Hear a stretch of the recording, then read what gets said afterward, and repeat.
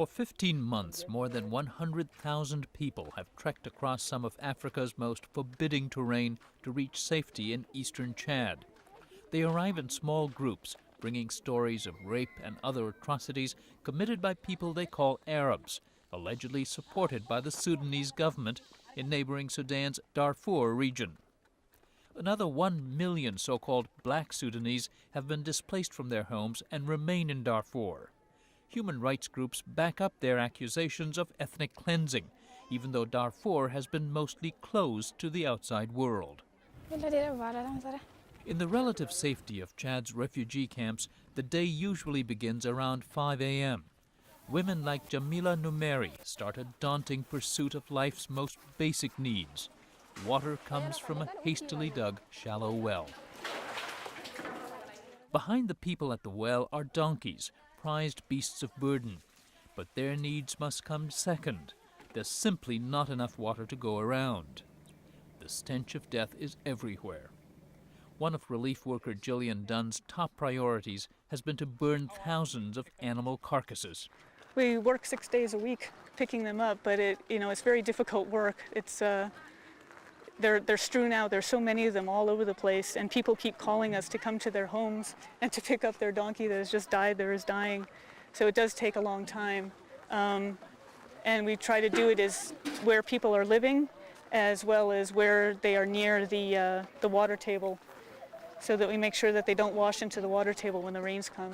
Dunn's group, the International Rescue Committee, is one of the few relief agencies that's reached this isolated camp in Bahai, located steps from the Sudan border. So this is Sudan right over there, huh? Yep, that's Sudan right there.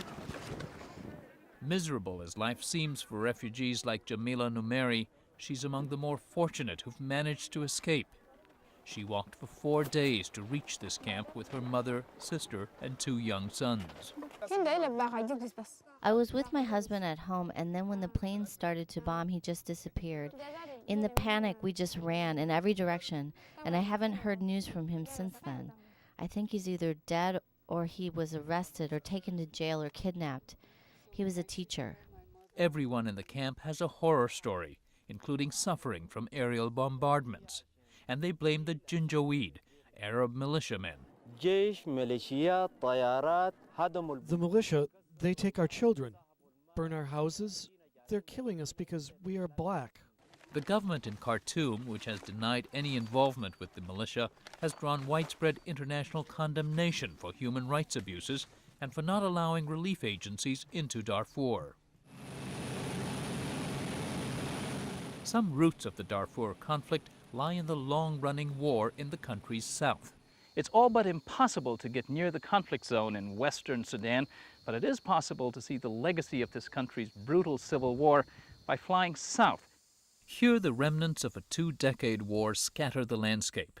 2 million lives have been lost in a battle over oil reserves between Christian rebels in the south and Arab Muslims who govern the country from Khartoum in the north. The conflict in western Darfur also began when black Sudanese leaders there began demanding a share of the oil revenues for that region. Michael Lado with the Southern People's Liberation Movement says Khartoum has now targeted not just Christians but all black Sudanese. The war in Darfur now is between the Arabs and the black Africans. Those in Darfur, in fact, most of them are Muslims. But still they are being segregated, and the war is going on. To them, they say a Muslim cannot kill a Muslim, but now they are killing Muslims. So they are not after the religion, they are after to finish the race, the black race. The Bush administration has brokered peace talks over the past 2 years, and they have brought a nervous calm to parts of the south. But the international community has largely ignored the latest conflict in the Darfur area, according to Alphonse Malanda, who heads the UN Refugee Agency in neighboring Chad. We are of the view that the Darfur situation has been maybe ignored, but also deprioritized. When we look at the overall peace process in Sudan, since it started between the South Sudan and Khartoum, Darfur issue has been deprioritized. Too much attention was paid to the to the crisis south. in southern Sudan, or the peace process there and the war there, at the expense of the western region. Yes. He says the failure to intervene or get humanitarian aid into Darfur is also triggering a major crisis in neighboring Chad, one of the world's poorest nations. So far, the UN has managed to settle about 40,000 people into sturdier shelters, but almost twice that number remain in makeshift shelters nearby. They are precariously short of food. And they're running out of things that they brought from Sudan. So people are reverting to other mechanisms. They're eating berries that usually are eaten only by goats.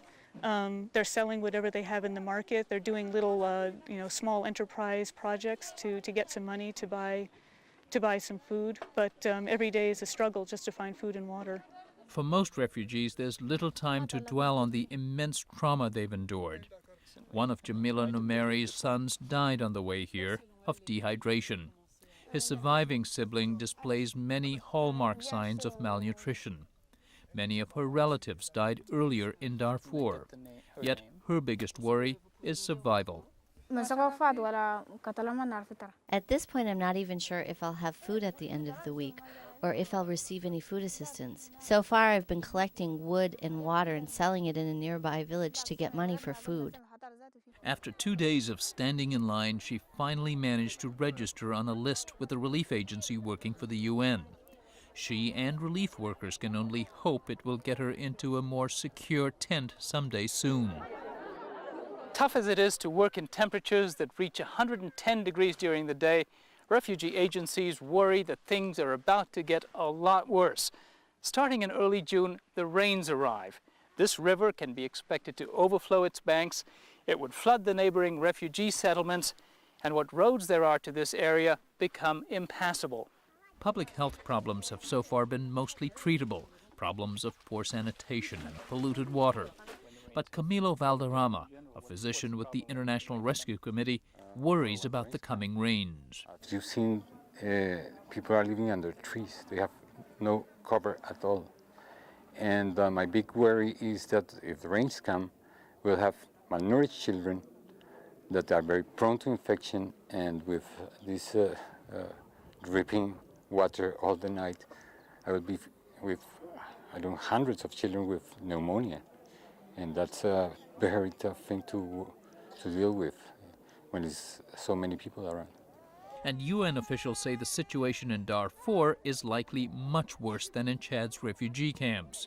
They've appealed for $150 million.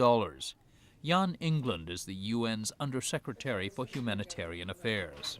Additionally to the appeal to the government to say, stop, help stop what is happening, help stop the human rights violations, we have to appeal to the international community, help fund a massive relief operation, because we cannot let 1 million people starve, we cannot let tens of thousands of people perish when we know in advance that there will be starvation unless the food comes and unless the medical supplies and the water and the sanitation flows.